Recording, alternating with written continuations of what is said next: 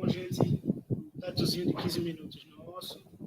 Queria dar boa noite a vocês, a todos e todas. Me apresentar, dizer que eu sou Antônio Celestino, sou advogado popular e estou observador do direito do trabalho, certo? Dizer para vocês que para fechar esse ano de 2020, o observatório direitos humanos explicado, apresentar aqui a pessoa que possui um hoje nesse segundo dia do curso sobre a integração do sistema interamericano de direitos humanos, com a advogada e militante e pesquisadora Natália Damasio. Natália foi advogada da Justiça Global, atuou em diversos casos sobre violência institucional e segurança pública, na CNDH, lecionou curso de formação e pós-graduação sobre litígio e sistema interamericano, pesquisou no doutorado litígio para casos do sistema prisional com base em sua análise decolonial e coordenou um grupo permanente de estudos sobre o sistema interamericano de direitos humanos, simulações e realidade, do Núcleo de Direitos Humanos do Departamento de Direito da PUC-Rio, entre 2016 e 2018. Hoje, ela está no Mecanismo Estadual de Prevenção e Combate à Tortura do Rio de Janeiro. A proposta do curso é apresentar a possibilidade de incidência do sistema interamericano de direitos humanos, as violações de direitos humanos que atingem nossa população e aproximá-lo à nossa realidade e à nossa atuação, abrindo as portas dessa litigância das lideranças comunitárias, dos militantes, dos pesquisadores e estudantes de direito interessados no tema. Destaque para a primeira parte do curso da gente, a primeira aula, né? A gente passou pela a Natália passou pela contextualização do mecanismo e do protocolo opcional, o processo de ratificação e internacionalização do tratado pelo Brasil, o perfil da advocacia litigante do sistema, o caráter estratégico da litigância e sistemático da abordagem do objeto litigário, as limitações pela falta de autonomia financeira do sistema interamericano, o perfil dos atores do sistema, notadamente os juízes, a morosidade do sistema e essa primeira aula a gente quer informar para vocês que a primeira aula do curso está no YouTube, a gente mandou o link primeiro para todos vocês, para todo mundo que estava inscrito. Dizendo para vocês que a presença vai ser computada por meio de formulário, que vai ser enviado pelo chat do evento durante o minicurso, né, um pouquinho mais para o final dessa aula, e para a concessão de certificado será necessária a participação em ambos os eventos. E dizer para vocês que, por medida de segurança, e para que a nossa convidada se sinta bastante acolhida, a gente solicita que todo mundo que está entrando aí na sala ligue as câmeras dos computadores, tá bom? Vocês me escutam bem, porque perguntar isso agora já era meio tarde, né? Mas, enfim, abrir aqui a palavra à Natália, agradecer mais uma vez, muito, o Observatório está muito feliz com essa iniciativa, abrindo esse espaço, e dizer, arrasa aí.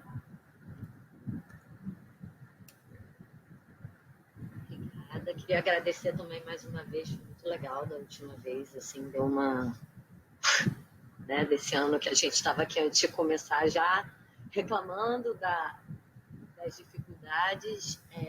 Bom, na aula passada já vou pedir desculpa, porque eu vou por mais vezes, é necessário para mim. A gente tinha combinado, né, de fazer um debate um pouco mais político e um pouco mais pragmático, assim, né, mais prático, como a gente pode fazer um litígio. Bom, na CID, né? Só para retomar um pouco de onde parou, acho, da última vez, era a gente conversar um pouco sobre a seleção, né? Começar pelo começo, seleção de casos. Como é que a gente escolhe um caso que a gente internacionaliza, um caso que a gente busca outros mecanismos, né? Tem um artigo que depois eu coloco, porque eu tinha combinado com o pessoal que eu ia colocar no Dropbox as coisas e não consegui para variar por causa do meu trabalho, mas juro que vou colocar depois. Tem até um artigo bom, tanto da Sandra Carvalho com o Eduardo Baker, Eduardo que trabalhou comigo na Justiça Global e Sandra que também trabalhou comigo na Justiça Global, que está lá desde o começo da Justiça Global, e um artigo também do Cavalaro, que o Manuel chegou a comentar na última aula, que foi também um comissionado da comissão, foi um dos fundadores da Justiça Global, professor de... Agora me deu branco, de Stanford, agora não sei se está em Harvard, mas era Stanford ou Harvard, que é, enfim, um cara super importante, foi super importante no fortalecimento do sistema, lá dentro fez um papel muito fundamental também, que discute um pouco, né, dessas estratégias. Então, depois que é da revista Sur, que é uma revista que também vale a pena ver, é uma revista da Conecta Direitos Humanos, que é uma ONG de São Paulo, e que traz ali uma série de debates, tanto no campo interno quanto internacional, escrito tanto por militantes, como professores, como movimentos sociais, como, enfim, toda uma gama de atores sobre... E aí oscila, né, entre temas, tem alguns que são permanentes, algumas mais abertos, mas que é bem legal de dar uma olhadinha. É bem fácil de achar, mas de toda forma, né? Uma das pontos que a gente tinha conversado era sobre, né, que a gente passou no último encontro, era sobre escolher, né, pensar sempre em problemas estruturais e sistemáticos, né, para pensar um caso a se litigar, né? Um problema que é mais isolado, mais individual, mesmo que seja uma violação de direitos humanos, se ele não é algo sistemático, que é raríssimo de acontecer, 99% são, ele é um caso menos propício a ter bons resultados numa internacionalização. Como o Brasil é um país extremamente racista, misógino, LGBTfóbico, então não é muito difícil que 90%, porque todos os casos, né, que a gente cruze aí no caminho da militância sejam ligados a violações sistemáticas e estruturais de direitos humanos, né? Então, o primeiro ponto é tentar, né, selecionar esses casos com base nisso e também pensando sempre num contexto de política pública, né? Então, o interessante de se usar a estratégia do litígio é justamente conseguir, né, a gente falou bastante disso, conseguir mover algo de política pública. E aí, no caso, por exemplo, se a gente vou pegar um exemplo, porque eu atuei mais fortemente em violência institucional e segurança pública. Por exemplo, o caso que eu e Thaís citamos da última vez, que é o do Michael, né? Que essa criança de 3 anos que morreu numa operação policial na década de 90, que o caso, inclusive, em 2015, prescreveu. O Michael era um negro de uma favela que sofre violência policial pelo mesmo batalhão há décadas, que passou, inclusive, recentemente, eu ainda estava na Justiça Global, por uma série de chacinas. A gente aqui no Rio, por exemplo, vive num estado com uma alta taxa de letalidade infantil em operações policiais, altíssima, né? No Brasil saiu há poucos dias os dados sobre crianças mortas em operações da polícia, é um dado, enfim, assustador. Então é um caso que é isso, você pensa nessa grande estrutura, né, que está por trás disso, a militarização da polícia, são os autos de resistência, a forma como a atuação das forças de segurança pública é pautada pelo racismo, pelo classismo, que hoje atinge desproporcionalmente jovens e crianças, e aí pensar nisso, o que a gente precisaria enquanto política, né? Isso para pensar um caso, que é diferente se você for pensar outras medidas, né? Então, você sempre levar em consideração isso, inclusive a vulnerabilidade da vítima. Por exemplo, acho que foi hoje, eu vi a notícia hoje, que saiu uma cautelar para os chucurus por conta na CID por conta do Covid, né? Já tinha saído uma para os Yanomami, né? Pensar, por exemplo, no caso do Covid, quem são os grupos mais vulneráveis a morrerem por conta de complicações do Covid, né? Infinito número, mas prioritariamente pessoas em privação de liberdade, que são um grupo muito vulnerável, e população negra e indígena, né, que tem menor acesso à saúde, indígena por uma série de outras questões e quilombolas também, mas enfim, esses são os grupos mais vulneráveis possíveis para a desestruturação que a gente tem hoje na prevenção e combate à Covid. Então é importante levar isso em conta na hora de se refletir sobre uma medida também, né, numa ação, perdão. Está implícito, óbvio, é importante que ele impacte uma coletividade de sujeitos, né? Isso está implícito quando a gente fala de sistematicidade e quando... Foi Munduruku, obrigada. Não chucuru. Mas é importante que a gente se pense, né, nessa questão de serem problemas estruturais, violações sistemáticas que trate sobre vítimas mais vulneráveis, que impacte a coletividade.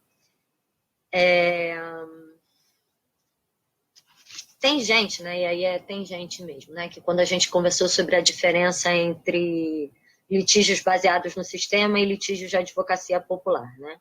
Sem sombra de dúvida, é importante que se leve em conta a demanda dos movimentos para quem está pretendendo uma internacionalização com característica de advocacia popular. Mas existe quem defenda também que é importante criar jurisprudência, né? Que é importante litigar para criar jurisprudência. Então, por exemplo, existe um caso que não tem jurisprudência aberta, então eu quero abrir. Aí você vai e litiga esse caso, né? Mas eu também acho que, tendo em vista o perfil de quem está participando aqui, não é muito apegada, então eu não vou nem entrar em mais detalhes. É a gente identificar mesmo, junto com o movimento, quais são as questões que estão impactando mais severamente e refletir sobre elas para pensar em estratégia, o que a gente quer, né? Porque são várias formas de você fazer incidência estratégica, não só o litígio, né? Que podem ser casadas com outros órgãos internacionais como a ONU ou não, que eu não entrei em tantos detalhes no último encontro, e com estratégias internas também. Vou dar um exemplo. A gente quer expor publicamente que existe um processo de desmonte do sistema de saúde e prevenção, inclusive em casos de Covid-19, né? Que se disputou tudo, que já não tinha, está em desmonte. Mas a gente não quer exatamente tratar um caso específico, porque talvez a gente nem tenha ainda. Óbvio que tem, mas estou dando um exemplo muito hipotético, tem milhares, mas um exemplo hipotético. Às vezes não teve esgotamento interno, né? Que é um dos requisitos de admissibilidade. Mas o que a gente quer mesmo, sentar na mesa com o Estado ou chamar atenção para o problema. Porque pode ser uma estratégia também de sentar à mesa com o Estado quando a gente tem locais, Rio de Janeiro é assim, não tenho dúvida, e pela experiência da época que eu litigava na Justiça Global, eu sei que Pernambuco tem muito esse perfil também, de dificuldade de efetivamente sentar com o Estado num lugar menos vertical, né? Menos que seja de fato, não, olha aqui, eu vim aqui ensinar para a sociedade civil o que o Estado está fazendo, vocês não sabem de nada, beijo, tchau. Isso quando consegue, né? Sentar próximo. E aí é isso, você pode querer só criar um impacto grande e sentar com o Estado, para expor o Estado e forçar o Estado a te dar respostas que ele não te dá, comumente, dados que ele não fornece, e aí pode ser interessante você utilizar uma ferramenta que o sistema tem, que é a audiência, né? As audiências temáticas. As audiências temáticas, vocês vai ter na página, depois eu dou uma mostrada no site antes da gente fechar. Deixa eu até abrir aqui, tanto da corte quanto da comissão. Vai ter um formulário que vai ser preenchido antes do período de sessões, eles mandam uma notícia avisando, abriu pedido de reunião de trabalho e audiência pública, que é uma forma de audiência pública, né? E audiências públicas para o próximo período de sessões. E aí você tem que preencher um formulário que é relativamente simples e escrever um informe, que é um documento, né? Já adiantando um ponto. O informe é um documento muito simples de fazer, ele serve tanto para a ONU quanto para a OEA. O que é um informe, né? E aí uma categoria abstrata que a gente pode encaixar em determinadas estratégias específicas, que eu trato um pouquinho adiante também. O informe é basicamente um documento que você vai endereçar algumas autoridades, inclusive você pode fazer do sistema internacional, você pode fazer conjunto para a ONU e para a OEA, você pode fazer só para algumas relatorias da comissão, para a comissão como um todo, pode fazer para algumas relatorias especiais da ONU, por exemplo, para o subcomitê da ONU, para a própria ONU Brasil, para o Alto Comissariado das Nações Unidas, mas é um documento que você vai endereçar, explicar quem é que está explicando, quem é que está ali apresentando aquela denúncia e fazer uma exposição que, honestamente, é basicamente política. É como escrever um relatório. Né? Está acontecendo isso, a política pública está dando errado por isso, por isso, por isso. Eu posso, se vocês quiserem mostrar um aqui, rápido, que o mecanismo fez, e vai ser rápido, porque a gente não pode pegar um que seja seguro de eu mostrar sem expor nome de ninguém. Que a gente fez em conjunto com a sociedade civil, no meio do ano, um pouco antes do meio do ano, por conta do container, né? Que eles estavam com a ideia de fazer, né, de expandir nacionalmente a ideia de container como aprisionamento, para além das unidades que já tem. E aí a gente decidiu fazer uma pressão pela ONU. Vou mostrar uma carta 41, um apelo urgente. Vou só abrir aqui. Eu acho que fica mais fácil visualizar.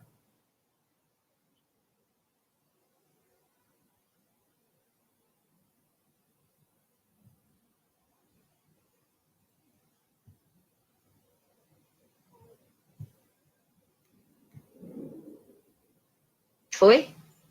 Tá indo. Foi? Foi. Então, isso aqui é um informe, né? Um tipo de informe. Aqui, esse especificamente é baseado no artigo 41D da Convenção Interamericana, e aí para explicar já de antemão, o nome disso é uma Carta 41. A Carta 41, na verdade, ela não funciona tanto para você obter notícia, né? Funciona do Estado.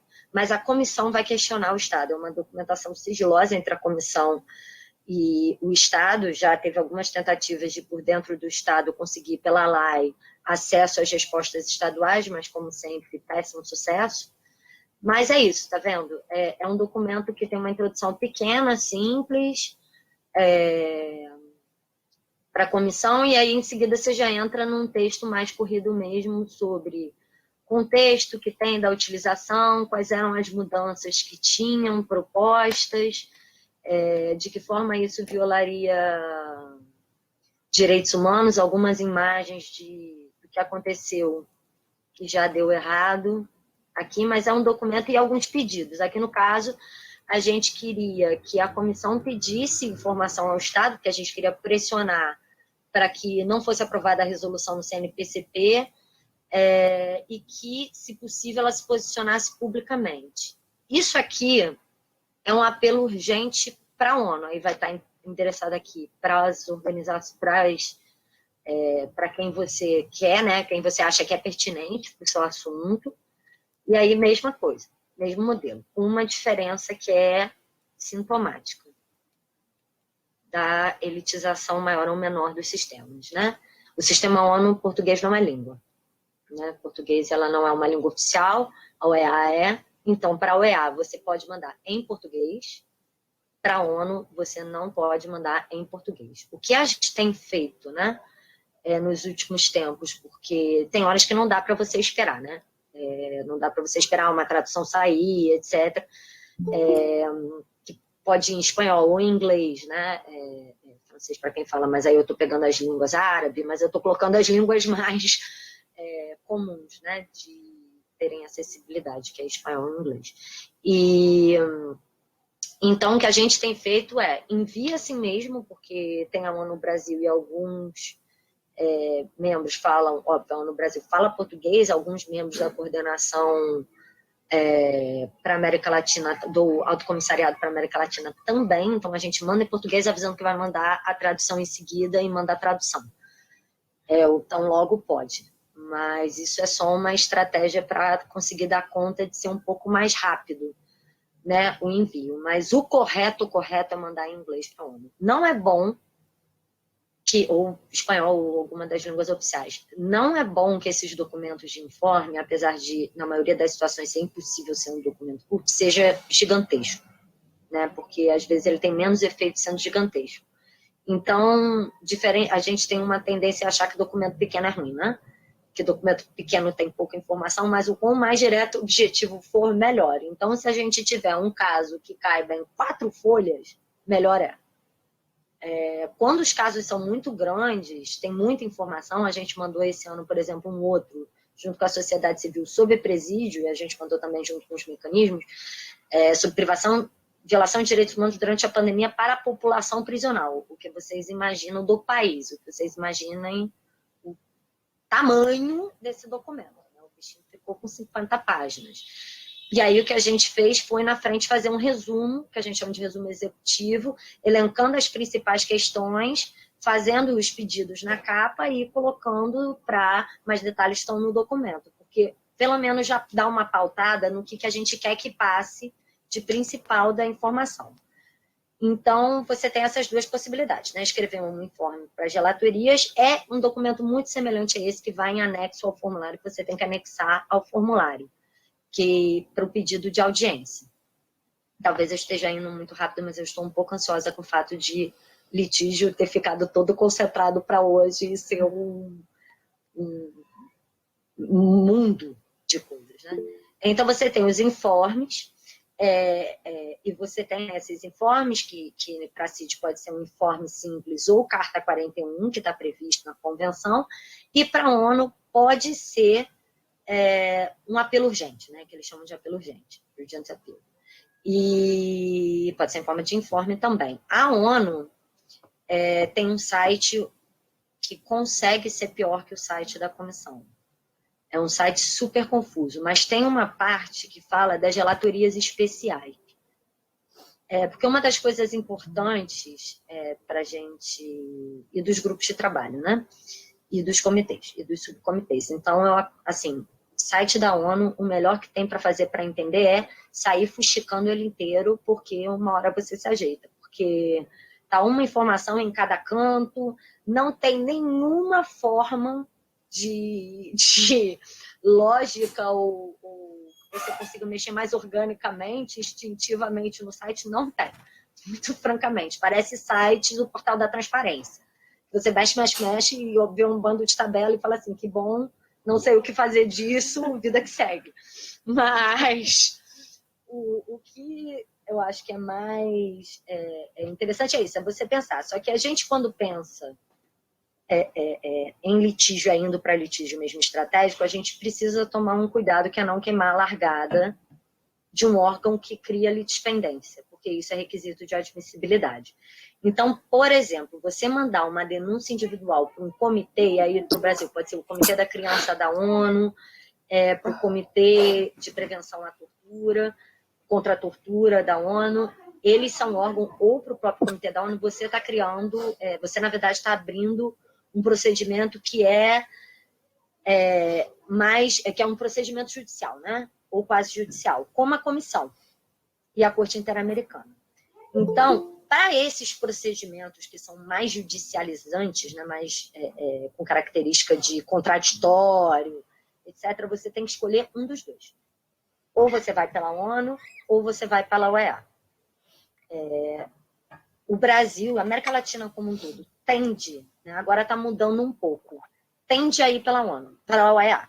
Tende a usar as relatorias como órgãos que não criam litispendência mesmo. Se você quer mandar um informe para a ONU tratando, vou usar o exemplo aqui, de comunidades sobre nações indígenas, e aí usar como um dos exemplos paradigmáticos os Munduruku, isso você não vai estar criando jurisprudência se você acessar as relatorias especiais. E existe um começo de compreensão de que os grupos de trabalho também não. Agora, por exemplo, o Munduruku que foi para a CID, ele não pode ir para os comitês da ONU. Já foi. Foi para a CID.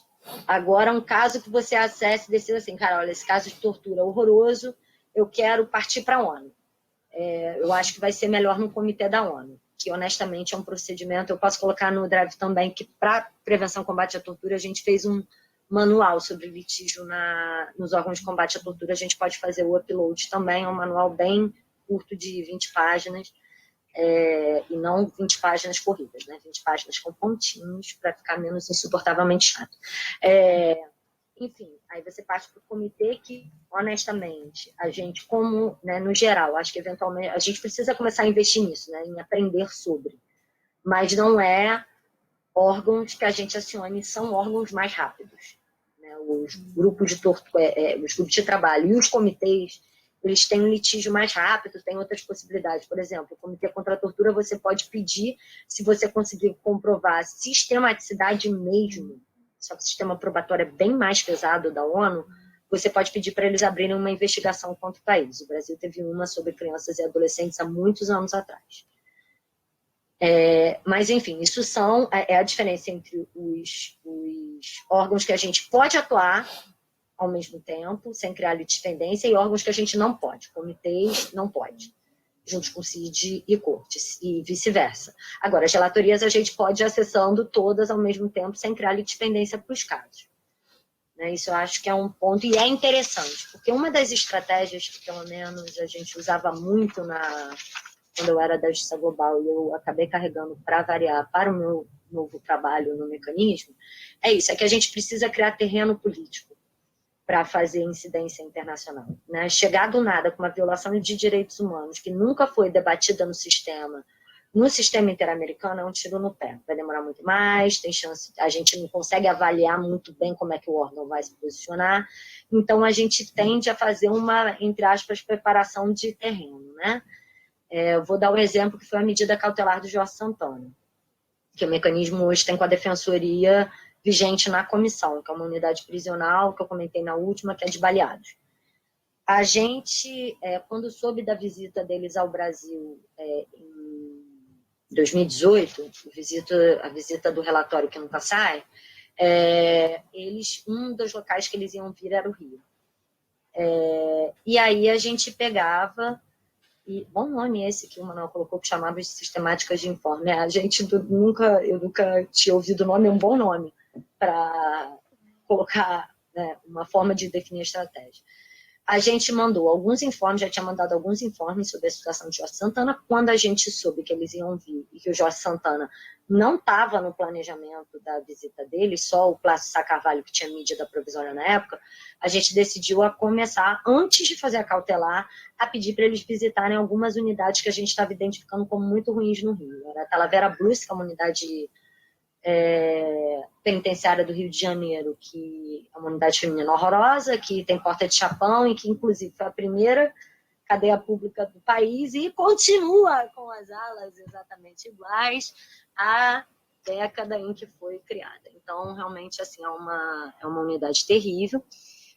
Dom Bosco, que é uma unidade socioeducativa aqui do Rio, que não para de ter rebelião, inclusive teve uma há pouco tempo, que tem questões de torturas sistemáticas, foi por um tempo a unidade socioeducativa mais superlotada do país, Ela tinha 400% de superlotação, que para a socioeducativa é uma coisa muito anormal, e tinha o Jorge Santana, que era uma unidade de baleado. A gente identificou isso como 3 lugares que precisavam de incidência, então a gente decidiu pedir para a comissão ir visitar.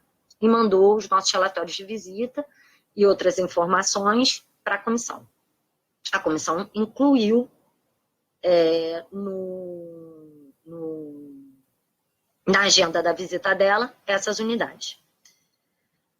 Sendo que o Jorge Santana, das 3, talvez equivalente ao Dom Bosco, era uma das piores unidades mesmo. Assim. Eu já tinha falado da última vez, é um troço assim... E aí saiu no relatório prévio da visita, o primeiro que eles lançam no final da visita, que era o pior presídio, que eu até falei com a Thaís, e na última aula, que eu tenho minhas dúvidas, porque o Complexo do Curado, realmente, eu ainda acho um presídio bem imbatível no país. Mas como a pior unidade da América Latina por conta da quantidade de pessoas doentes, baleadas e sem atendimento médico na unidade, Nisso a gente esperou um tempo para tentar fazer ainda algum tipo de movimentação interna, pressionou o GMF, que é o Grupo de Monitoramento e Fiscalização do Sistema Prisional do TJ, e outros órgãos internos. Quando a gente viu que depois de tentar tudo, conversar com todo mundo, não foi, a gente partiu para a medida cautelar. E ela saiu com alguma agilidade, assim, não a que a gente espera para uma medida cautelar, mas a gente propôs ela no meio para o final, mais para o final do ano de 2019, ela foi definida em fevereiro agora de 2020.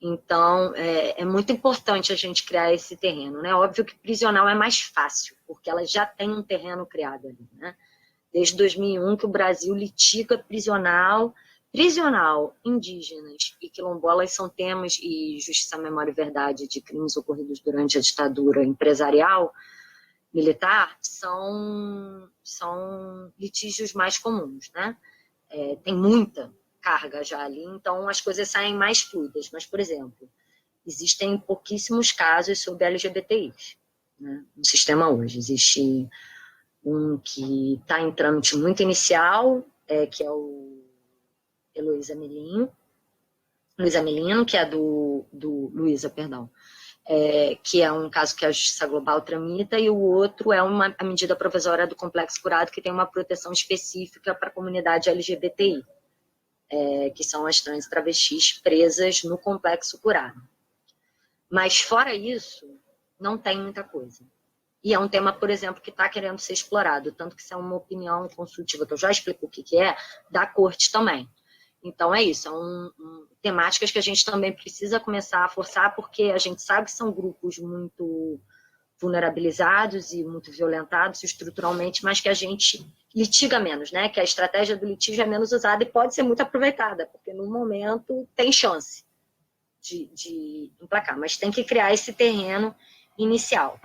Tem outras saídas, assim, né, no meio do caminho, para além das audiências, dos informes, inclusive para 2 lugares ao mesmo tempo, que eles instituíram, e aí vai depender muito do que eles instituem.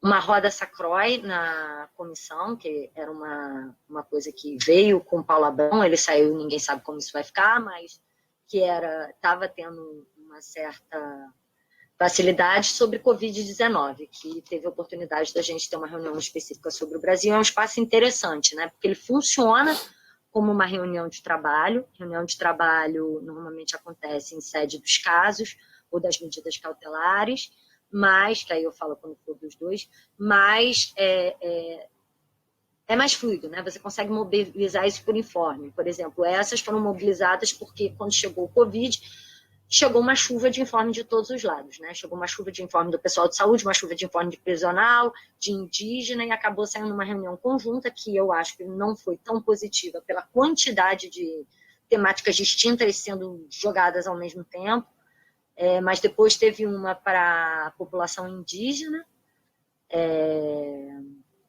e teve para o Brasil, e teve uma reunião também sobre pessoas privadas de liberdade. Uma outra estratégia que é importante e que é muito útil é nesses informes que a gente manda, pedir uma reunião informal com os relatores, para dar uma pressionadinha sobre determinado tema. Isso é muito mais difícil quando não está nesse período, né, que a gente estava até conversando da última vez, que com todos os problemas da virtualidade isso foi uma vantagem, que a gente não precisa se despencar para outros países para fazer isso, mas é comum que se peça essas reuniões com os relatores durante os períodos de sessão, mas a gente tem feito isso de forma mais fluida com a pandemia, porque faz online. E pode fazer mesmo, isso pode ser pedido para a ONU também, pode ser interessante. Se vai ser dado ou não, se eles vão marcar ou não, mas tentar não faz mal, e algumas vezes foi uma estratégia que teve sucesso. Aí agora, sobre o litígio em si, né? Isso é o que a gente precisa e tem de ferramenta aí para ficar trabalhando. Eu esqueci de uma forma de audiência que é muito importante, que são as audiências regionais. Se a gente tem um problema identificado que não diz só da gente, mas diz de outros países, e a gente tem uma articulação que para além do país, por exemplo, a gente tinha uma articulação forte para segurança pública para a revista vexatória, né? Para o fim da revista vexatória, em unidades prisionais. A gente pediu, acho que foi 2015 também, uma audiência regional sobre o tema, porque a gente queria que a comissão falasse abertamente sobre revista vexatória sem ser nos casos. A gente queria uma posição pública da comissão para poder fazer incidência interna, e falar, vocês estão fazendo isso, mas aqui estão dizendo que não pode, porque ainda tem efeito, né? Falta a mídia do absurdo que é a revista vexatória, né? Estupro institucionalizado de famílias de pessoas presas e de adolescentes internados. Então, a gente decidiu fazer essa audiência regional para puxar mesmo uma ação da comissão, porque aí nas audiências regionais você não tem o Estado, e naquele momento a gente não queria conversar com o Estado, a gente queria dar visibilidade para o problema, dar visibilidade que era um problema que atingia não só a gente, mas a Argentina, Guatemala e outros países, e que a comissão precisava se posicionar quanto a isso, porque a gente estava com pouco material para incidência interna. E isso estava sendo uma das demandas mais emergenciais em termos do que estava sendo colocado enquanto problema para o sistema prisional e pelos familiares. E aí a gente teve essa estratégia de fazer uma audiência regional. Óbvio, né? É isso, eu vou falar um pouco mais para frente. Foi até onde eu falei que o Manuel me ajudar, que é para que envolve DC, que é todas essas estratégias, são estratégias internacionais para a gente usar para mobilizar aqui dentro, né? Que foi o que fez com o Manuel Matos em relação ao IDC, o Complexo Curado quase abriu uma investigação para a IDC que ainda está rolando, tem outros casos, a Dorothy não deu certo, mas enfim, o da revista vexatória, aqui o Rio tem, né, lei estadual para impedimento de revista vexatória e revista vexatória no socioeducativo no adulto. Isso foi um ponto importante da estratégia. O caso da Mion Ximenes foi um impulso para conseguirem forçar, para tensionar mais em relação à reforma psiquiátrica, a desinstitucionalização de pessoas com sofrimento psíquico. Então, é isso, né? A gente pega a estratégia e usa com as ferramentas que a gente está acostumado a usar enquanto movimento ou advogado popular, né? Que é o que é para judicializar e for interessante judicializar, vai judicializar, e aquilo ali pode ser usado em que a gente chama de controle de convencionalidade interno, que é pega a jurisprudência e coloca como precedente, porque decisão internacional é vinculante, então joga como precedente no teu, sei lá, no teu habeas corpus sobre prisão superlotada, sabe? Que a Thaís estava falando ontem, por exemplo, execução, para execução de um caso que está no complexo curado. Você tem essa estratégia, pode usar a estratégia de posicionamento internacional para municiar amicus curiae em ações do STF, para ACPs. Pode servir também, por exemplo, se você quer fazer uma incidência no legislativo, que foi pauta aqui do começo também da conversa. No legislativo, é importante você ter um posicionamento público, tá? A comissão falando, olha só, não, isso aí é totalmente violatório de direitos humanos, o país está rompendo com todas as suas violações, é mais uma possibilidade. Se a gente quer fazer nota técnica, serve também. E aí, assim, para a gente pensar em nota técnica, principalmente, né, que é uma estratégia muito comum de incidência em legislativo, para nota técnica, nem se prendam a casos do Brasil. É melhor que seja do Brasil. Mas é importante a gente também pegar o que é, né, porque da mesma forma que o STF faz controle de constitucionalidade, a comissão e a corte fazem de convencionalidade, né? Que é o artigo 1.1 da comissão e o artigo 2 da Convenção Americana, perdão, eles preveem que o Estado, né, vários métodos que o Estado tem que se adaptar ao que está sendo previsto na Convenção Americana. Só que, diferente do Brasil, o sistema internacional não é um sistema codecista, né? Ele é um sistema que a gente chama de common law. Tudo que é decidido vai na jurisprudência. Então, por exemplo, a interpretação de se pode ou não pode excluir alguém de audiência de custódia. A gente não precisa, óbvio, tem casos brasileiros que estão tratando disso, mas a gente não precisa de um caso brasileiro para isso. A gente pode pegar aqui, ó, foi estabelecido pelo sistema internacional que essa prática aqui é um absurdo. A gente usou muito isso para falar de incomunicabilidade de preso durante a pandemia. Tipo, não tem nenhuma decisão, fora uma de RDD na Comissão Interamericana, que fala sobre incomunicabilidade. Não tem. E aí, o que a gente fez? A gente pegou ONU, Corte, CID, quais são os padrões deles sobre incomunicabilidade, que é equivalente à tortura e maus tratos depois do 15º dia, que mesmo até o 15º dia não pode ser excluído o contato com a família, porque se torna pena degradante, desumana e cruel, e usou isso para falar que o Brasil está violando direitos humanos. Óbvio que aqui no Rio de Janeiro, pelo menos eu posso te dizer que o efeito foi bem limitado, porque a gente está no estado, vocês acredito que saibam que o nosso estado a nível estadual e municipal é bem difícil e que, além de tudo, o nosso excelentíssimo, só que não presidente, vem do meu estado que, perdão, o Brasil exporta muitos problemas.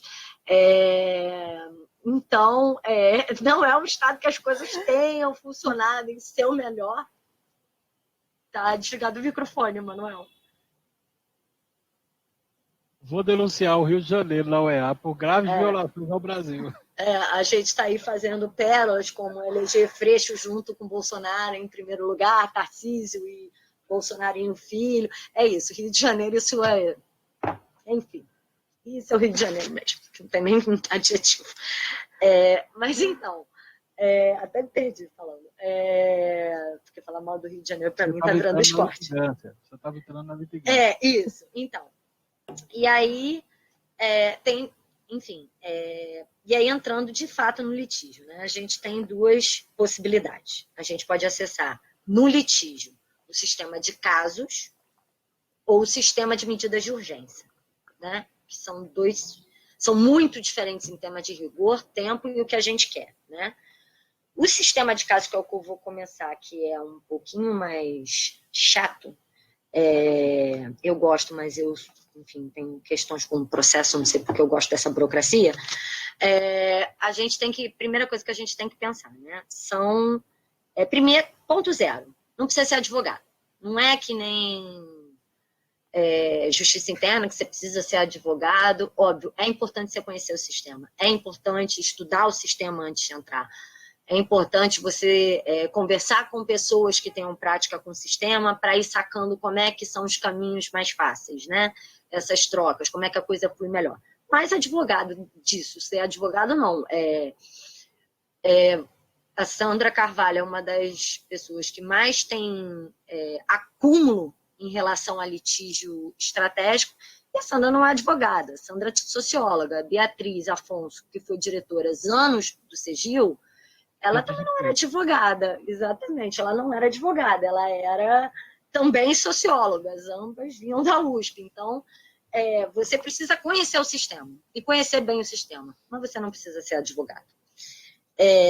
O que é um fator muito democrático em relação à justiça interna, né? Porque, como advogada, posso dizer que eu não gostaria de depender dos nossos colegas de profissão, na maioria dos casos. Alguns são legais, porém a maioria é melhor não. E aí, o que tem que ter numa inicial? Né? Você vai ter que comprovar, né, que você cumpriu os requisitos de admissibilidade, que eu vou falar com calma. Você tem que expor o contexto da violação, que é um texto super político, que é aquilo que a gente estava conversando de ontem, conversando na terça, sobre fazer memória, puxar de onde vem, qual a origem daquilo, há quanto tempo, de que modo, o que das políticas públicas está gestando aquela violação. E você tem que argumentar quais os direitos da Convenção e da Declaração foram violados, ou do protocolo opcional, né, para casos de 10. O sistema de comprovação na CID é importante que se tenha muito cuidado, que não seja só notícia de jornal, que você tente ter acesso a processos, que você tente ter acesso a documentos oficiais, mas ele é menos rígido do que na corte, que a gente vai falar na frente. O sistema de prova da corte ele é muito rígido, de fato. Mas da comissão, por exemplo, é possível você litigar uma medida cautelar com... Vou colocar de prisional de novo, que é a minha área. A gente litigava o complexo curado a partir dos nossos relatórios de visita, das informações dos nossos parceiros que eles respondiam no ofício ou em reuniões, alguns documentos que a gente pedia para a Defensoria Pública, a gente ainda faz isso hoje no nosso litígio conjunto, uma dedicação especial, por exemplo, em casos de violações coletivas, né, de que se consiga criar um volume que demonstre que o caso, porque isso é importante, casos coletivos é importante, são muitos os casos coletivos, né? Para indígenas, quilombolas, população privada de liberdade, tudo isso geralmente é caso coletivo, né? E aí que é o problema, porque você não pode, não precisa ser individualizado, mas tem que ser individualizável. E aí a gente depois, quando abordar da corte, vai ver que tem que ser individualizado mesmo. Assim, quando você entra na corte, o requisito de pode ser individualizável, é abstrato, mas na prática formal você precisa, inclusive, eles exigem hoje procuração na corte, né? Então, é um fator aí importante. Uma coisa que é muito importante comprovar e se dedicar muito é esgotamento dos recursos internos ou uma das exceções a esse esgotamento. Isso na admissibilidade é central. E fazer, nesse primeiro momento, nessa inicial, um esboço do que é o seu pedido. Tá? Isso seria uma petição inicial para a comissão. E aí vamos aos requisitos de admissibilidade que tem que ter nessa petição, que é tipo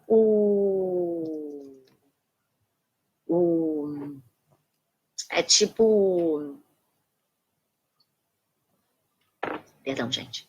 Meu cigarro acabou, eu tô aqui meio... que é como se fossem as questões pré-processuais no direito interno, né? É muito semelhante, que é isso. O que te permite entrar com um processo lá? Primeiro, tem um quesito que é temporal, né?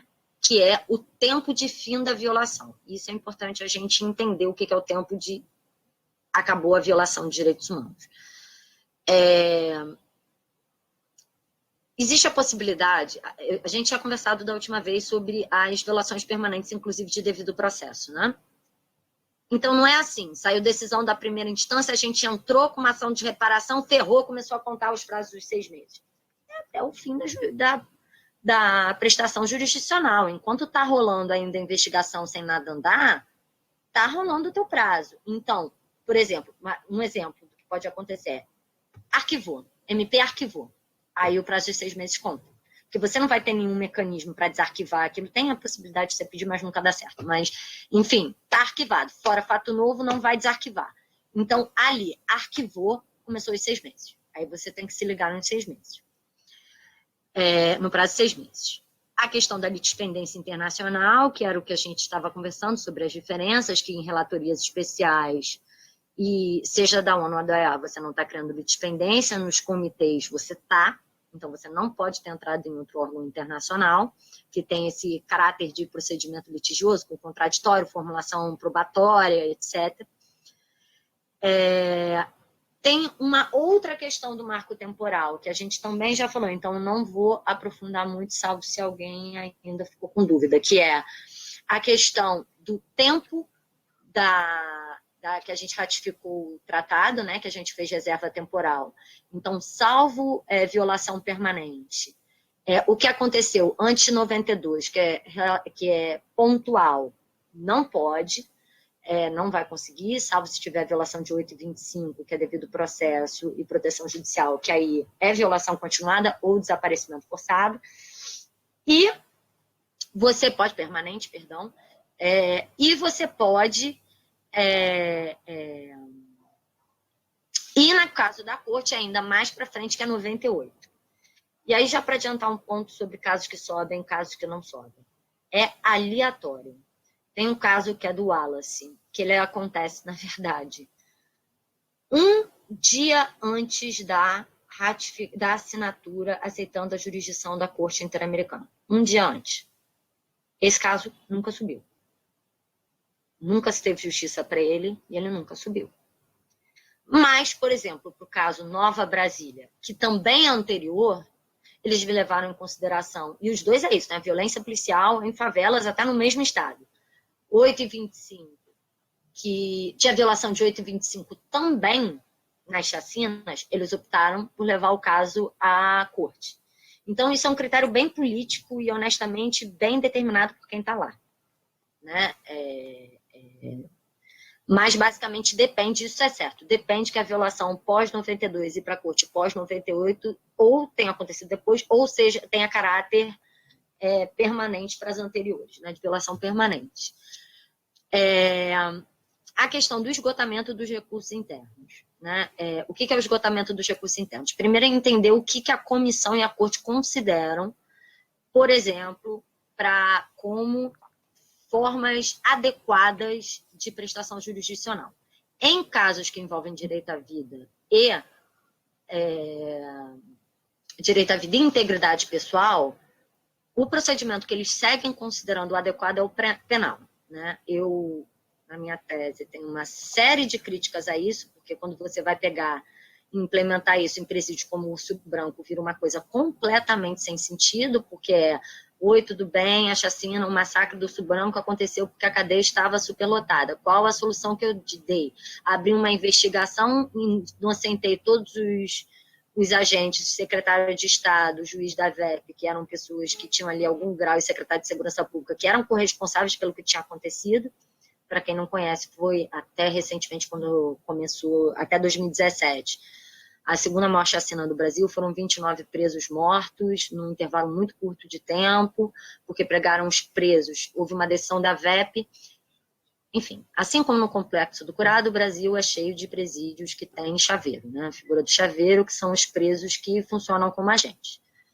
Rondônia, o Urso Branco especificamente, tinha presos que eram celas livres, que exerciam essa função.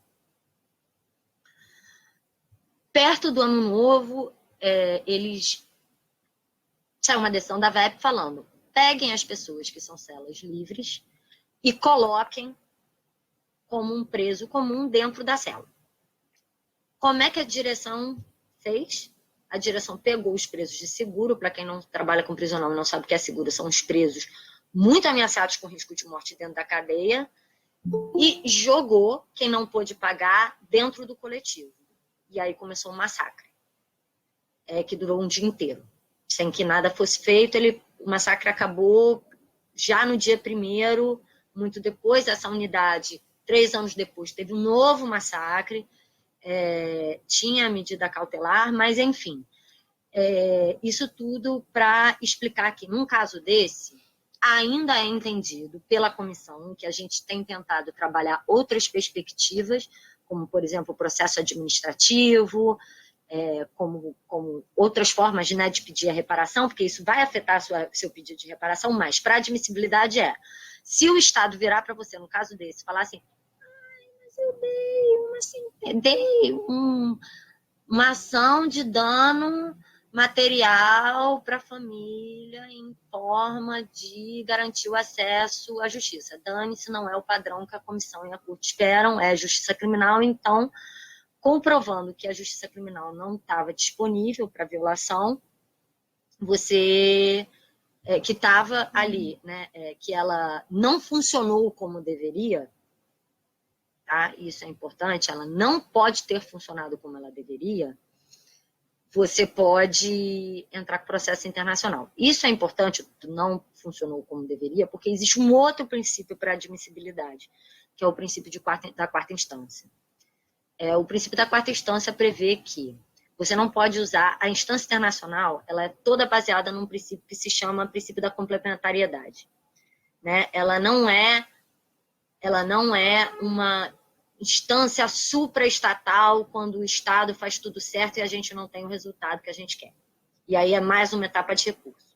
Ela funciona quando o Estado não funciona, né? Então, para a gente também é quase 100% das vezes.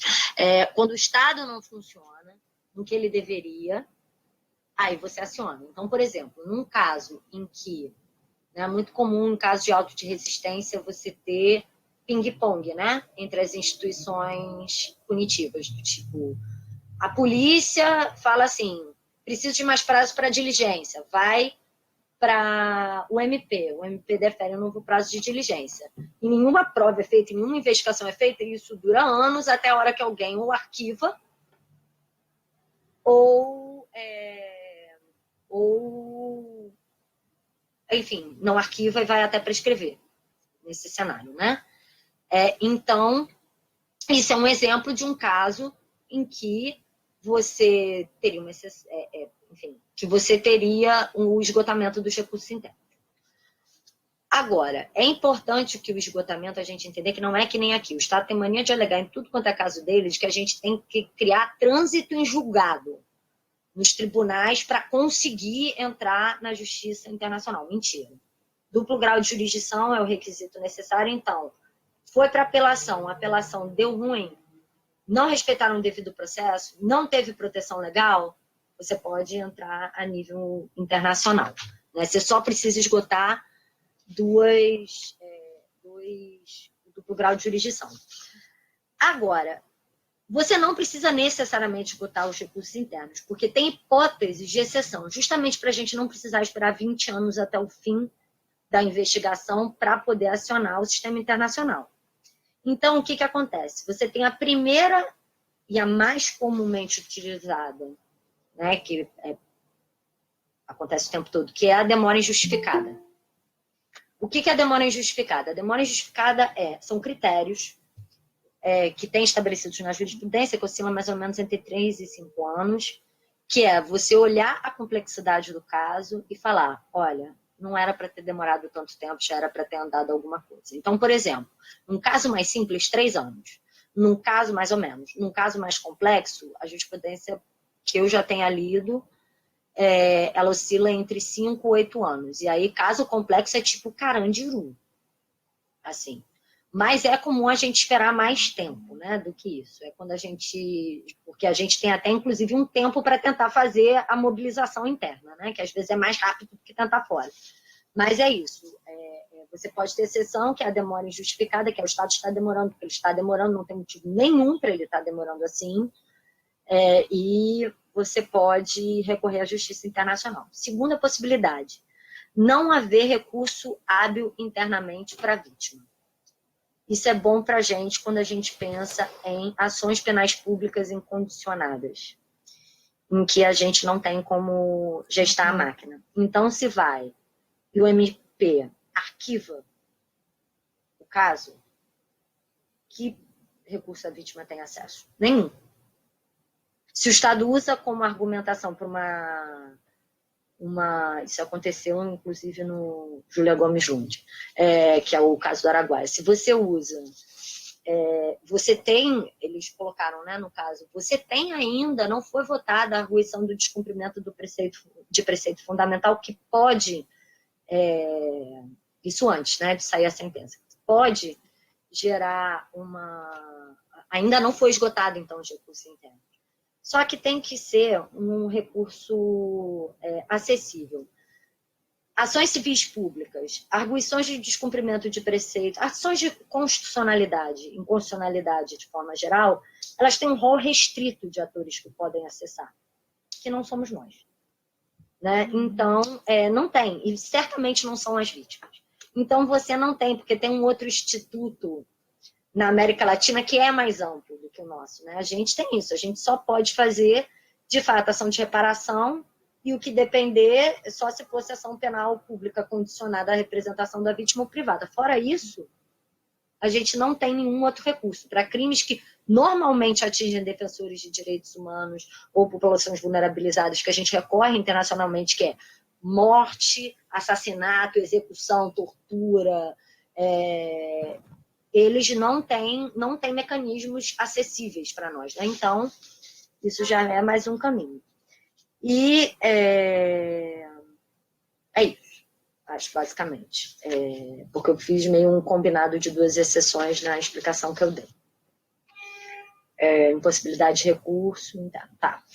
E aí, acho que agora dá para ir o slide. Mas aí já naquela fase do processo.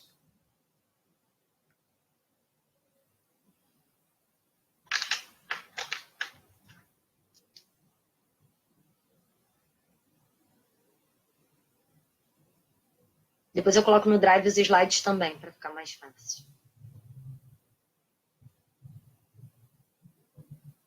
Se não tiver conseguido ir, não tem problema não, eu posso falar aqui. Acho de boa falar.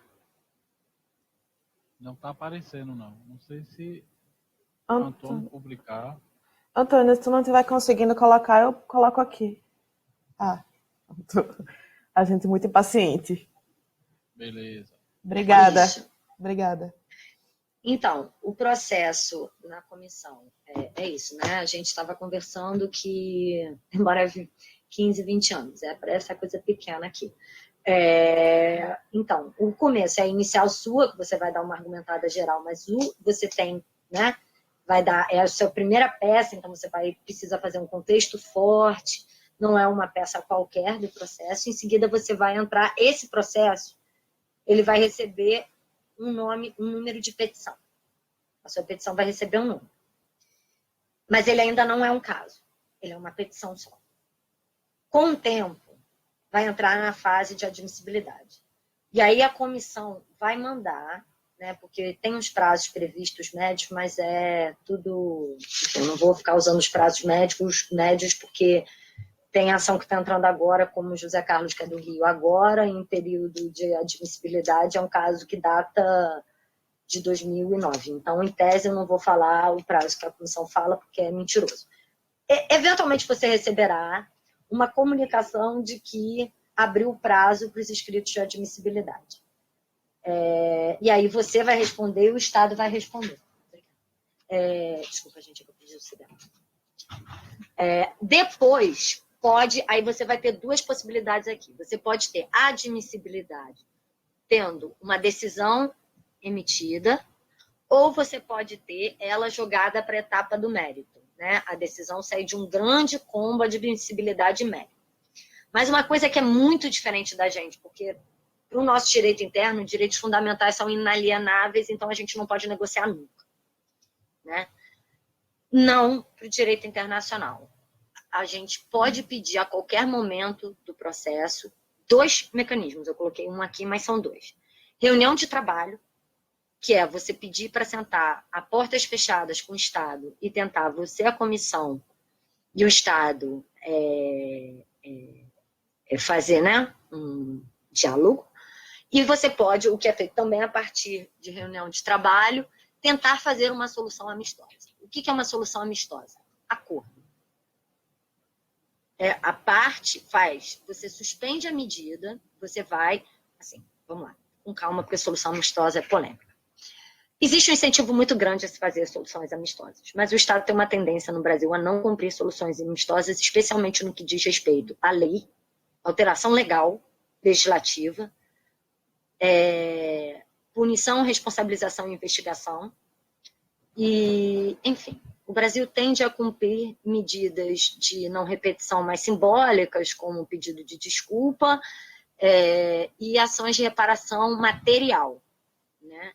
É isso que ele tende a cumprir em solução amistosa. Então, se a ideia é que você consiga modificar uma lei, uma política de grande porte, etc., solução amistosa é uma super furada. Não acontece. Não acontece, não é uma estratégia normalmente útil. Mas você pode querer, e isso tudo tem que ser muito conversado com as vítimas, né? Porque pode ser que a vítima queira, de fato, para ela seja muito mais importante para a familiar, como em alguns casos que eu já acompanhei, que o Estado admita que matou o filho da pessoa. Que o Estado diga, eu matei.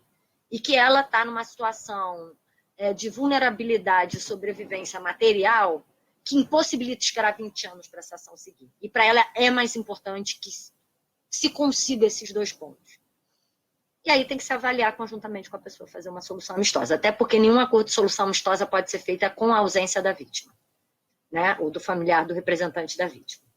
Então, a solução amistosa é muito isso, né? É você avaliar junto com a pessoa que você está assistindo, ou o grupo, o movimento que você pertence, se de fato você quer conseguir, o que você quer conseguir com esse litígio, né? Então, a solução amistosa serve para isso, mas, de fato, já adiantando que o cumprimento para a medida de investigação e alteração legislativa e de política pública é um terror. Depois da solução amistosa, você pode entrar, né? Aí você entra na etapa do mérito, que é um informe muito mais pesado. E aí, por exemplo, vou dar o exemplo do Subrão. A gente precisou avaliar todos os júris de todas as pessoas mortas durante 2001 e 2006, que era o tempo da admissibilidade. A gente precisou analisar, ver o que errou, o que acertou e fazer isso em ações coletivas. Pode ser um caso só como do Michael, que aí a gente pegou e analisou as 2 coisas. A solução amistosa, só voltando que eu esqueci aqui, que eu vi as minhas anotações e lembrei. A solução amistosa também pode ser muito útil num caso específico, que é um exemplo que eu vou usar, a 76DP de Niterói. Você pode ter um problema estruturante sendo tratado numa medida, mas que o problema daquele lugar em si acabou. O que é o caso da 76DP? É um caso das Polínteres do Rio, que eram grandes cadeiões que funcionavam nas delegacias de polícia. Entrou uma medida cautelar da Defensoria anos antes para a Polínter de Neves, que era a pior delas, e foi acabaram. Não tem mais grandes contingentes carcerários em Polinter já há muitos anos. Isso ocasionou uma série de outros problemas, mas tudo bem. Mas a gente tem uma série de problemas na audiência de custódia, a gente tem uma série de problemas para presos provisórios, a gente tem uma série de problemas ali nesse período de tortura em delegacias de prisão. Então, é interessante você tentar uma solução amistosa para lidar com as medidas de não repetição da história, porque se você que permeiam essa história, porque se você for partir para o mérito, você vai conseguir mais ou menos a mesma coisa. Só que a solução amistosa ela tem uma coisa de depósito. Você não suspende a ação na Comissão Interamericana sem o depósito. Assinatura pelos dois lados e depósito na comissão.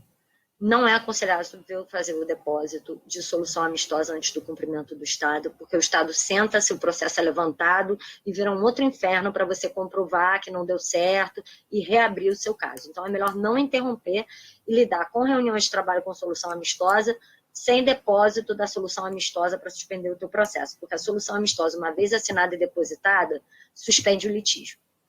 E só com comprovação de não cumprimento, num tempo que a comissão julgue razoável para o Estado cumprir, que o trâmite volta. Então, não deposita. Só discute se for o caso. Aí, depois do mérito, né? Você vai mandar esses escritos bem mais pesados, até porque você já tem que estar projetando aí. Se você quer que seja um caso que chegue na corte, se você acha, né, ou não, para você já enfrentar o argumento e o teu campo probatório nessa etapa. Né? Você pode fazer, inclusive, amicus curiae, ter parceiros que façam amicus curiae, esse tipo de coisa.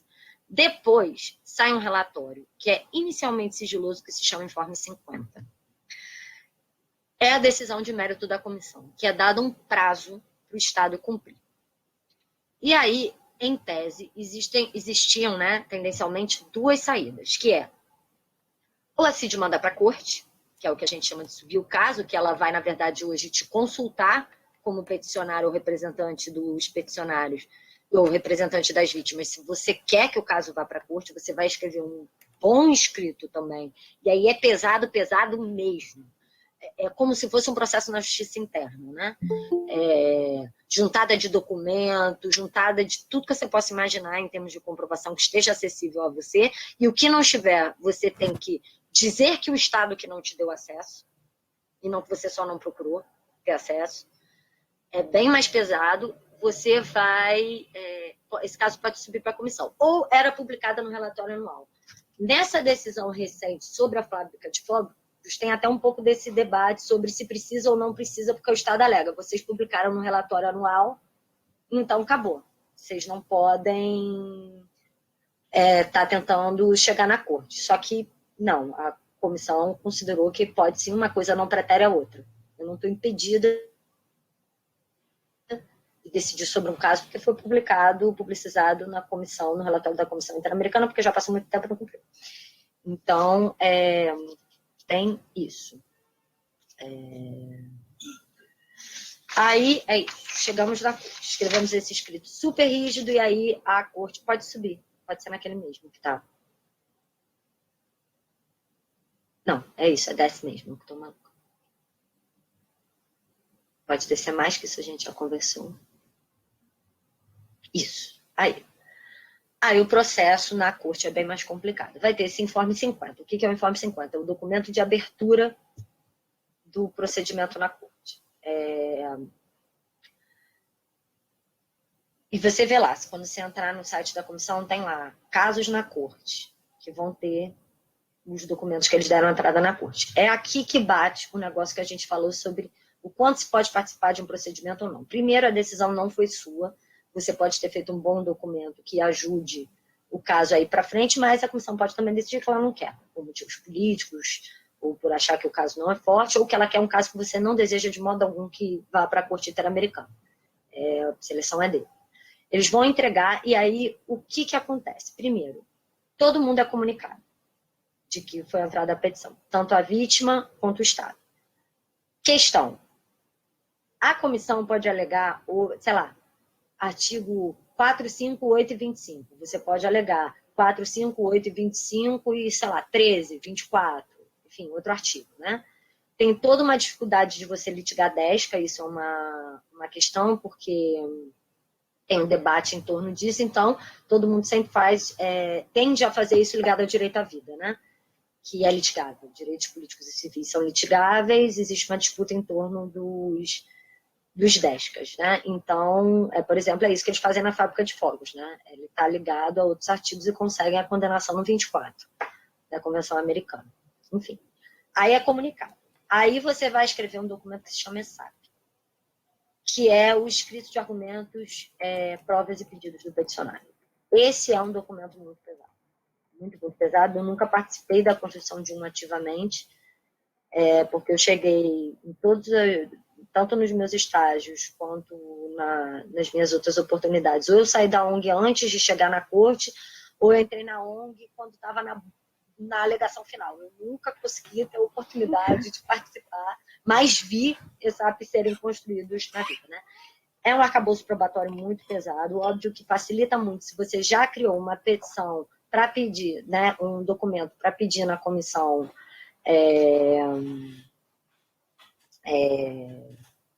para a Corte Interamericana, já ser um bom documento, já te ajuda, você já está bem adiantado, você tem que fazer os seus pedidos.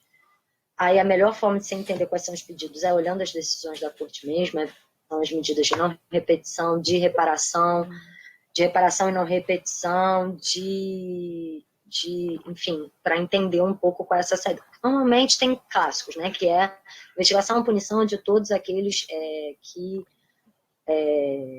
violaram, foram parte da violação, reparação das vítimas, enfim, pagamento de custas processuais, tem tudo,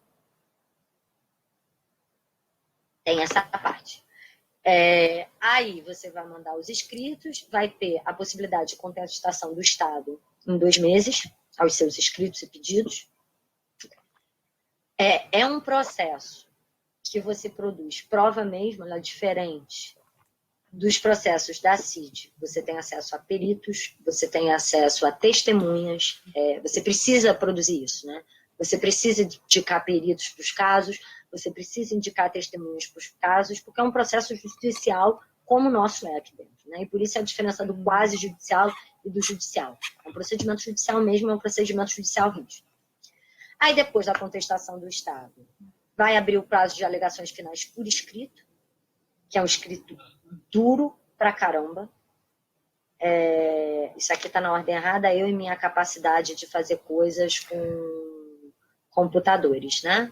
Que aí já está aqui indicação da perícia antes de sentença, não, antes da audiência, gente, pelo amor de Deus, que ordem louca que eu fiz aqui, é antes. Você vai, depois das alegações finais, né, que você vai listando tudo isso, você vai indicar quem vai ser as perícias e as testemunhas da sua audiência, que vai acontecer, e depois é a sentença. Vou até conferir aqui uma coisa, porque eu fiquei em dúvida com a ordem aqui, graças ao meu próprio slide errado. Fico muito feliz quando eu faço isso comigo mesmo.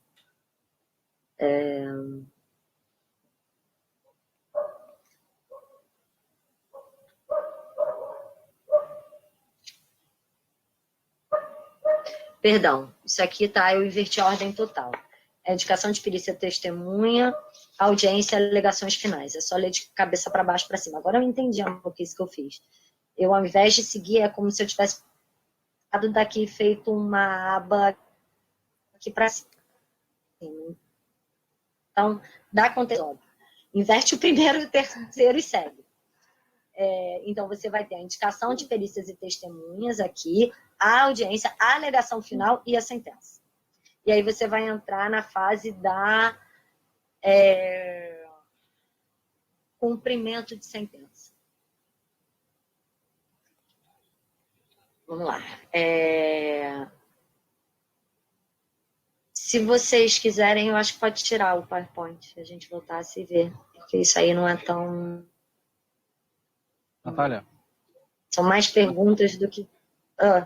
Natália, eu queria chamar a atenção da importância do escrito de soluções, solicitações de argumentos e provas, escrito de petições de argumentos e provas, porque ele é, como você disse, ele é fundamental. Foi exatamente esse documento que a gente perdeu no caso do Curu. houve a perda do prazo. No caso Chucuru, a comissão, a Corte Interamericana comunicou aos litigantes de que o caso tinha chegado na Corte.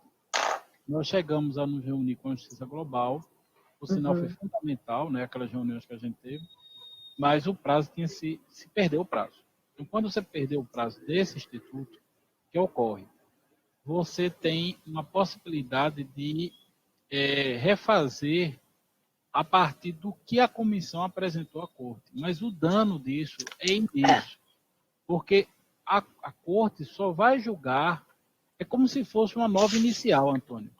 A Corte só vai discutir aquilo que está no documento escrito de solicitação de argumentos e provas. O que não tiver ali, a Corte não vai abranger, entendeu? Sim. A Corte só vai discutir aquele, é como se fosse uma nova inicial, sendo que na Corte. Então, ela suprime tudo que foi levado pela comissão e ela vai discutir esse documento. Esse documento dá o tom da dinâmica da Corte, que foi o que aconteceu no caso do Chucuru. Quando nós perdemos esse escrito, nós ficamos apenas com o que a comissão apresentou à Corte. E a comissão apresentou à Corte apenas, não é apenas, né, mas apresentou o problema da terra, da desintrusão dos índios chucurus dentro do processo de demarcação, que acabou conduzindo a sentença nesse sentido. Mas não se discutiu a criminalização do povo chucuru. Então, todo o processo, né, eu digo assim, desde a petição inicial, a inicial que eu digo na Comissão Interamericana, que eu acompanhei pelo MDH, depois conjunto com o CIN, da JOP, tudo, o que a gente tentava mostrar eram as graves violações de direitos humanos praticadas contra o chucuru e a organização indígena chucuru. Ou seja, a questão da terra era um elemento da criminalização, mas não era o elemento central, entendeu? Então, quando chegou na Corte, o elemento central virou a questão da demarcação, dos 38 ou não poceiros que estavam no território chucuru, etc. e tal. Então, a discussão da Corte foi muito restrita digamos assim, ao conjunto de informações que tinha no processo na Corte Interamericana, na Comissão Interamericana, né? Porque a gente teria a questão da própria legislação sobre a questão da terra, da questão da demarcação, os prazos de demarcação. Uma série de discussões não foram feitas na Corte por conta dessa perda de prazo. E aí eu queria só adicionar uma coisa ali atrás que eu pulei, também, que tem a ver com isso do prazo, que Manuel falando até me lembrou, que é o seguinte: a Corte, depois de estourado o prazo do Estado, ela tem 6 meses para subir o caso para a comissão, para subir o caso para a Corte.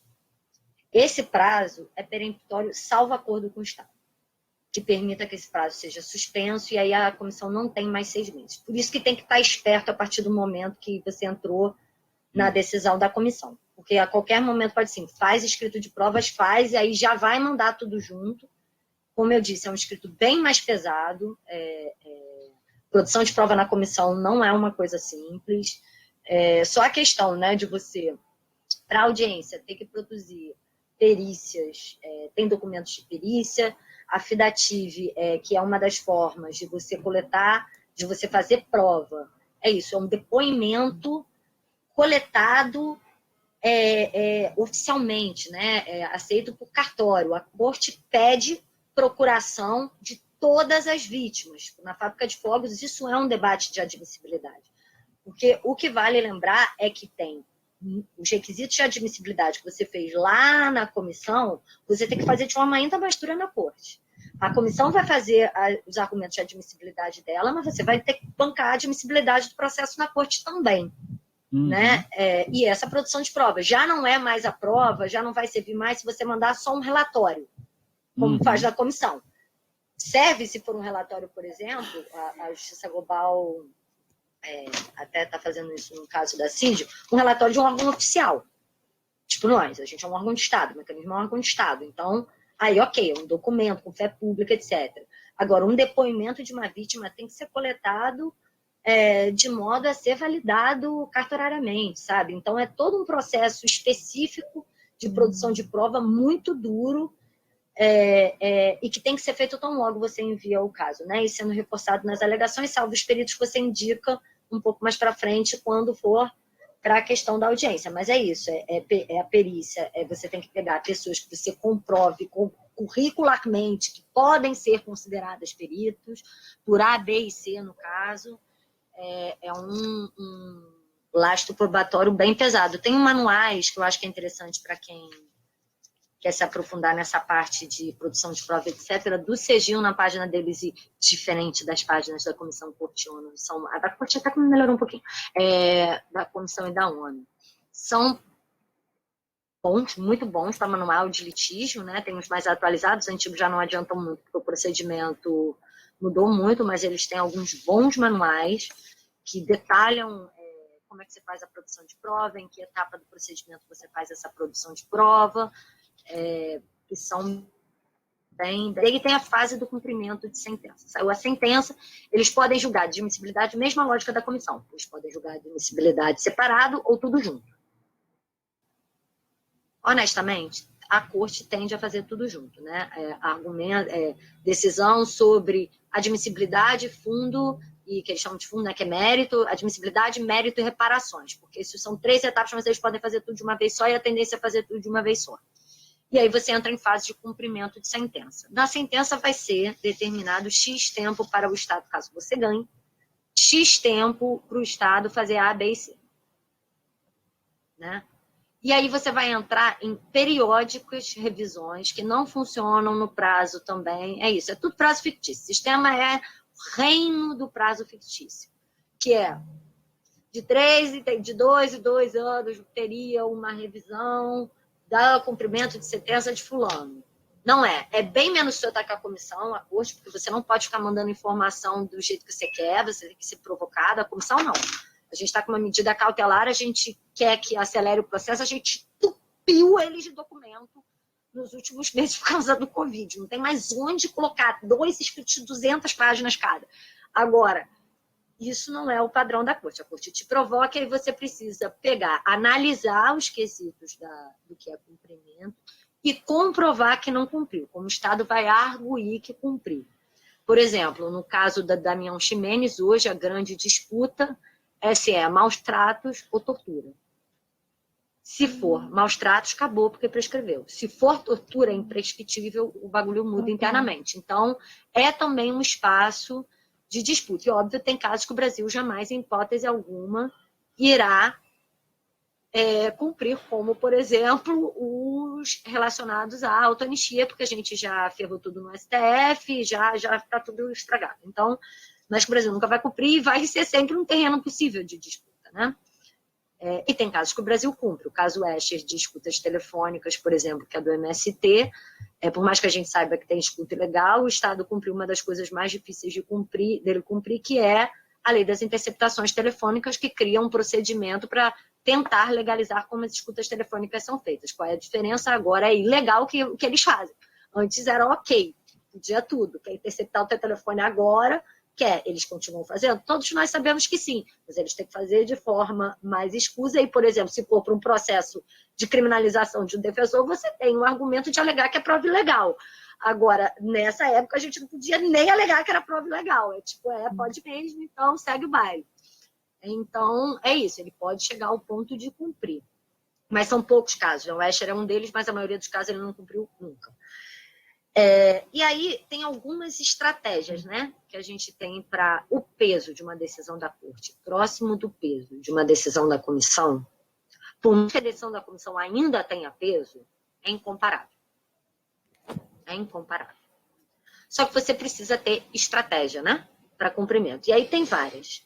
Você pode fazer um grupo de trabalho para cumprimento de sentença em relação ao seu caso, que você vai sentar em sessões intermináveis, infinitas, desagradáveis e duras com o Estado. Você pode mobilizar essa decisão para conseguir reformas estruturais. Isso é o caso, mais uma vez, vamos usar como exemplo, da pressão para a reforma psiquiátrica. Você consegue usar aquela decisão para ficar forçando nas outras instâncias, Congresso, quanto a decisão. Ela é muito diferente, isso é importante, para quem é do campo do direito. Direito internacional, de forma geral, você precisa passar por um processo de internalização das sentenças pelo STJ, certo? Não para direitos humanos. E seria um tiro no pé a gente fazer isso, porque as decisões internacionais são de cumprimento imediato quando relacionadas a direito internacional dos direitos humanos. Elas são de cumprimento imediato. Então, a grande disputa é do campo político, de você conseguir convencer o judiciário, que é super resistente ao sistema internacional e outros órgãos, de que ele se pauta por isso. Né? O caso Julia Gomes Lund, que é o caso da guerrilha do Araguaia, ele é super interessante esse debate, em cima da DPF do STF, né? Em que o caso todo, nas alegações finais do Estado, o Estado vira e fala assim, olha só, o STF já disse que a DPF, que a anistia é válida. E aí, o que é feito na decisão da Corte é que a Corte dá um puxão de orelha gigantesco no Brasil, falando, olha, você me desculpe, o STF ele pode fazer aí o que ele for em termos de controle de constitucionalidade, mas quem manda no controle de convencionalidade, a última palavra é minha. E o que eu estou dizendo é que se é autoanistia, não. Então, isso, você não precisa passar pelo processo do STJ para internalizar essa decisão. Ela é autoexecutória, né? Ela tem executoriedade, é uma executoriedade diferente do que muita gente do direito está habituada, mas acredito que não a maioria de nós aqui, que é política, é uma execução política, é brigar com o executivo, com o sistema de justiça, com o legislativo, mas te dá outra forma de debater com esse pessoal. Então é isso, né? E a gente não precisa, né, internamente, pautar tudo. Vou dar o exemplo de novo sobre condenações que envolvem sistema prisional e que falam sobre presos que matam presos. A gente não precisa focar na investigação do preso para internalizar. Isso a gente também consegue pautar pelo que a gente quer politicamente, né? A gente pode pautar desencarceramento em massa. O concurso branco tinha, que os agentes jamais poderiam ter tratado o seguro como eles tratavam, de que aquela unidade está toda submetida à tortura. Um exemplo hipotético, porque não chegou nem na corte ainda, mas é um exemplo de como a gente pode pensar a aplicação para além do que está determinado ali, né? A gente tem aquelas resoluções que vão ser trabalhadas de acordo com o que a gente quer internamente, né? Também.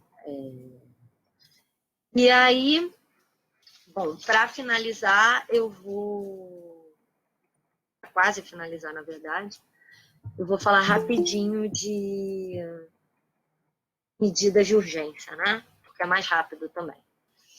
As medidas de urgência são um instrumento que é mais precário do que as medidas cautelares, elas são o sistema de casos, e elas têm requisitos de admissibilidade muito diferentes do requisito dos casos. Os casos você tem que ter esgotamento de instância interna, né? De esgotamento de recursos internos. Uma medida provisória você não tem. Óbvio. É salutar e importante provocação do direito e do sistema interno, né? Você vai provocar o legislativo bem naquele sentido que a gente falou, não precisa nem demorar tanto tempo quanto a gente demorou. Assim, você pode provocar o sistema de justiça, provocar, e aí é só isso que você tem que fazer. Você não é, por exemplo, no caso de defensor de direitos humanos, provocar o programa de proteção de direitos humanos, você tem que dar alguma tentada internamente. Facilita o processo. Mas não é determinante. Esgotamento de recurso interno não é pré-requisito. Mas o que é pré-requisito para as medidas cautelares? É você comprovar a extrema gravidade de risco iminente de dano irreparável à vida ou à pessoa. Então, basicamente, é o seguinte: se a instância internacional não agir, as pessoas vão morrer. Ou, pelo menos, ter danos muito irreversíveis. Vou usar de novo o exemplo da cadeia pública Joyce Santana. A gente tinha tentado tudo, já não dava. Só que as pessoas estão com ferimentos absurdos, amputações, paraplegia, tetraplegia dentro de uma cadeia e os danos delas são iminentes. Né? Nesse caso, a gente conseguiu, inclusive, emplacar a saúde, o que é mais raro, falta de acesso à saúde. Mas, basicamente, o que a gente comprovou se o Estado não parar agora, eles vão morrer. Ou, pelo menos, vão adquirir deficiência física. Né? Um outro exemplo, que pode ser de defensores de direitos humanos, assim. Se não intervir, se o Estado não interromper agora X situação, ele vai ser executado. Né? E aí você faz o seu passo possível, você entrar com uma medida cautelar comprovando isso. A sua admissibilidade é essa. Né? Existe uma jurisprudência que explica um pouco o que é esse extrema gravidade, que é bem abstrato, mas no final a explicação é bem abstrata também. Então, são as disputas que você tem que fazer no campo internacional, né? Que é a extrema gravidade, a definição é maior intensidade ou grau elevado que o direito vai ser rompido naquele caso específico, né?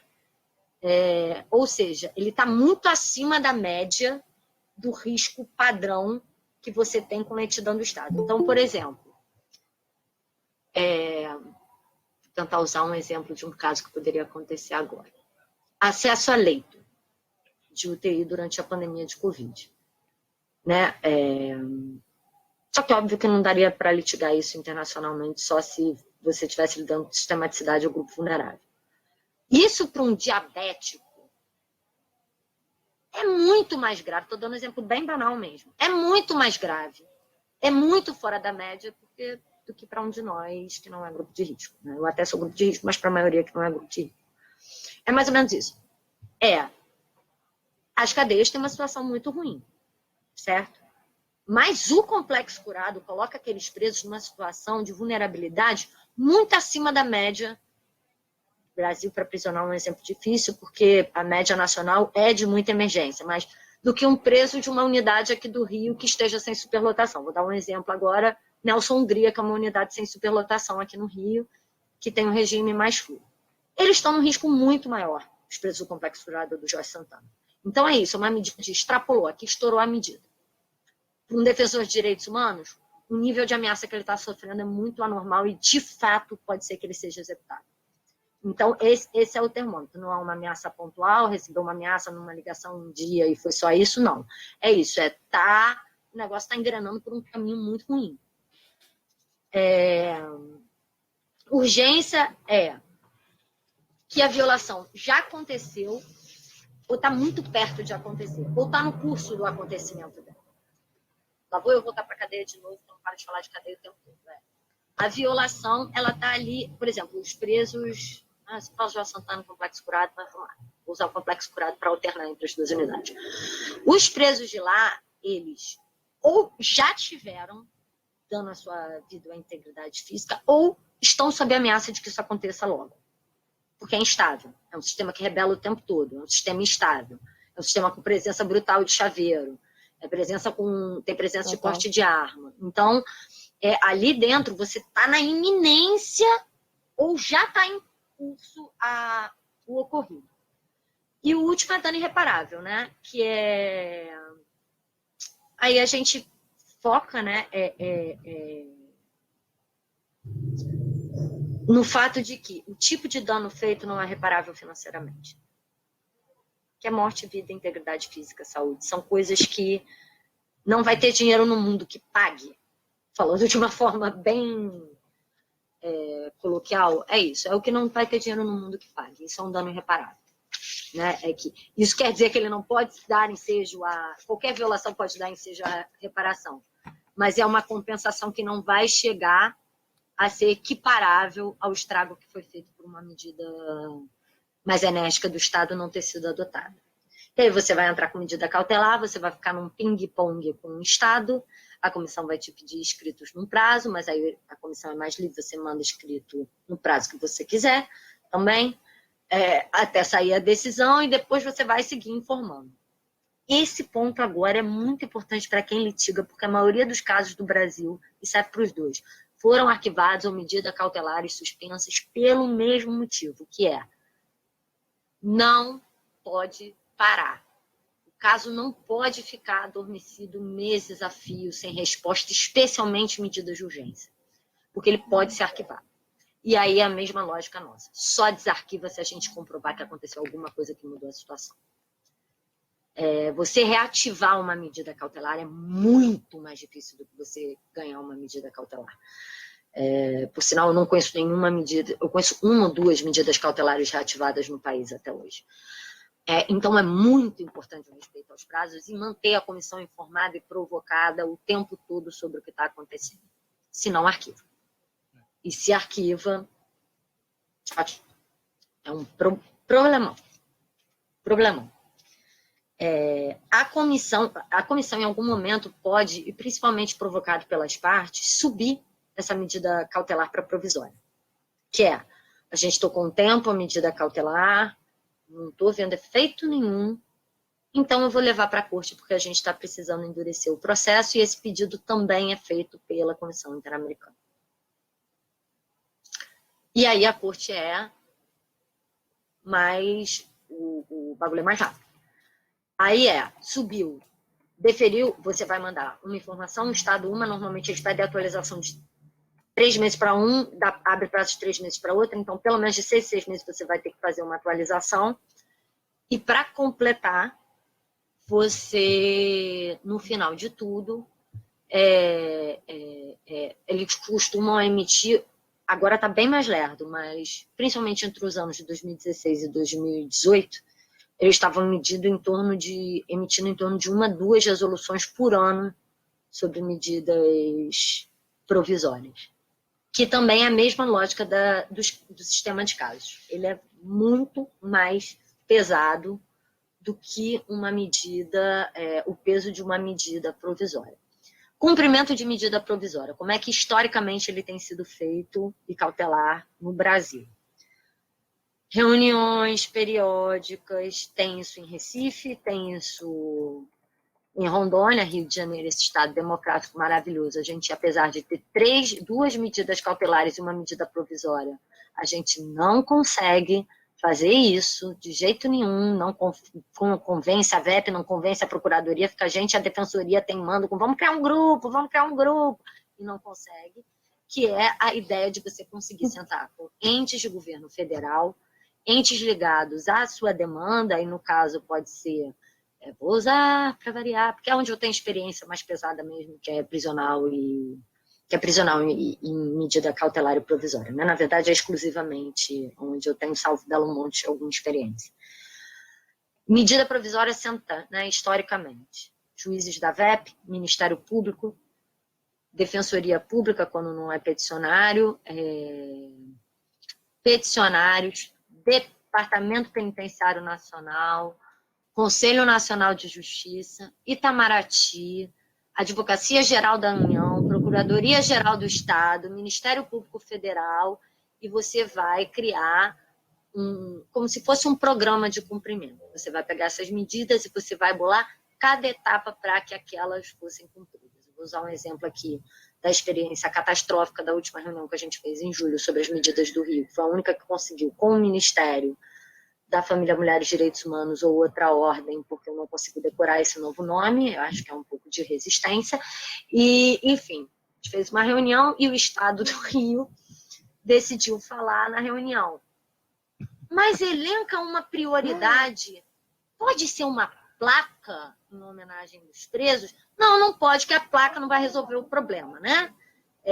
E não dá para você priorizar a vida das pessoas, não dá para eu elencar a prioridade, nem é dever meu criar o seu plano de execução de cumprimento, você que cumpra, e fazemos a reunião. Obviamente, nunca mais teve reunião e continuamos teimando em tentar criar este grupo, mas tem estados que isso é muito bem sucedido. Por exemplo, isso foi eficiente por muito tempo em Rondônia. A eficiência para Recife é bem mais difícil.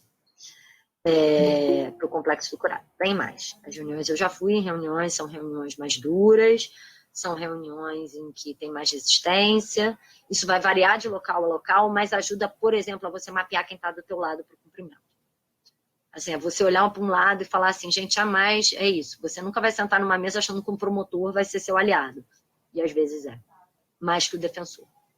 Não vou falar qual, mas teve uma reunião em um desses momentos em que eu queria sacudir o defensor, porque era a pessoa mais punitiva da reunião, e abraçar o procurador, porque era uma pessoa que estava vomitando direitos humanos nas paredes. Então, é isso. Você é surpreendido nessas reuniões, parceiros, assim. sendo muito franco, o DEPEN e o Ministério da Família e Direitos Mulheres, nessa reunião que eu falei, fez tentativas mesmo de mediar a situação aqui no Estado, para ver o quão difícil está a vida aqui. Eram pessoas que estavam proativas, etc., que são funcionários de carreira, então, não de gestão. Então, teve ali uma tentativa de montar esse grupo, de falar monta, monta, monta. Não montou, porque o Estado do Rio faz o que ele quer, mas, pelo menos, tem essa tentativa. A gente aqui no Rio tem a experiência de 2 grandes aliados serem do Ministério Público, de tutelas coletivas. Então, é isso. Essas reuniões ajudam a gente a mapear atores que, às vezes, na sociedade civil a gente não consegue nem chegar perto por causa das hierarquias socioeconômico-raciais e de gênero, e que essas medidas te permitem estar do lado, mapear, ter outro tipo de diálogo e dar uma juntada para conseguir fazer uma pressão em quem não está tão afim assim, né? Mas eu acho que isso. Parabéns. Não sei se ficou confuso, gente, hoje, porque era muita coisa, espero que não.